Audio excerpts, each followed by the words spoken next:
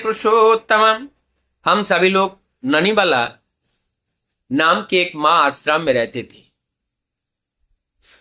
हम अधिकांश जब ठाकुर जी के फिलोसॉफी को और आश्रम के बारे में पुराने समय की बात को जब हम जानेंगे, पढ़ेंगे या किसी भक्त के मुंह से जब हम सुनेंगे तो हमें ननिवाला जो माँ थी, अत्यंत इष्ट प्राण, इस माँ का नाम जरूर हमें सुनने को मिलेगा।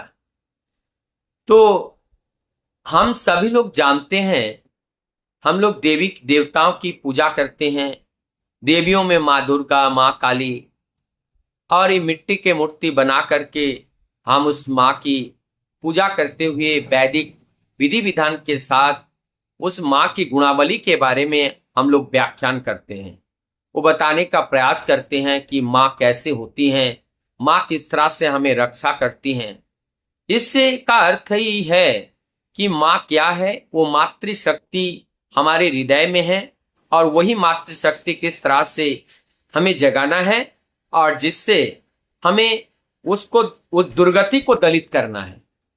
तो यहाँ पर उस मातृशक्ति की इस शक्ति को रूपायन करने के लिए परमदयाल श्री ठाकुर जी ने आज एक लीला हम लोगों के सामने रचना करके गए। वो लीला क्या है कि उस कीर्तन और भागवत चर्चा के बीच में ठाकुर जी अचानक नोनीवाला माँ के चरण को पकड़ करके, दोनों पैर को पकड़ करके रोने लगे और ठाकुर जी बोलने लगे और सबको बुलाने लगे, आओ आओ, आप सब लोग आओ, आज देखो माँ मिले हैं हमें। और वो माँ मिट्टी के नहीं है, चैतन्य माँ है। माँ के हाथ में वो खड्ग नहीं है और माँ के गले में वो नरमुंडू नहीं है। आज हमें माँ मिले हैं। ऐसे जब ठाकुर जी रोने लगे, बिलखने लगे ननिवाला के चरण को पकड़कर, और ननिवाला की माँ जो है एकदम अचंभित हो गए, उन सुन्न हो गए शरीर और खो गए, और वो शरीर, पार्थिव शरीर, वो अवचेतन में चले गए। अवचेतन में चले गए। वो कल्पना ही नहीं कर पाए आज ठाकुर हमारे पैर को पकड़ लिए, तो इसमें तो वो दुख और शोभ में आकर के वो एकदम बेहोश हो गए। और इस तरह से ये चलता रहा, चारों ओर से लोगों का जमा बड़ा और बाद में ठाकुर जी का समाधि हुआ और इधर ननिवाला माँ वहां पे बेहोश हो गई। बाद में राधा स्वामी नाम मुख से उच्चारण करते हुए वो जग पड़ी। और इस घटनाक्रम के अंदर परमदयाल श्री ठाकुर इस जगत को क्या शिक्षा देना चाहते हैं। ठाकुर जी का ये शिक्षा है, ठाकुर जी का ये मैसेज है, जो नारी है, नारी को पूजने हैं, और नारी जत्रे नारी पूज्यते तत्र देवता तत्र देव पूज्यते। जहां नारी की पूजा होती है वहां देवता की भी पूजा उसी नारी पूजा के माध्यम से हो जाती है।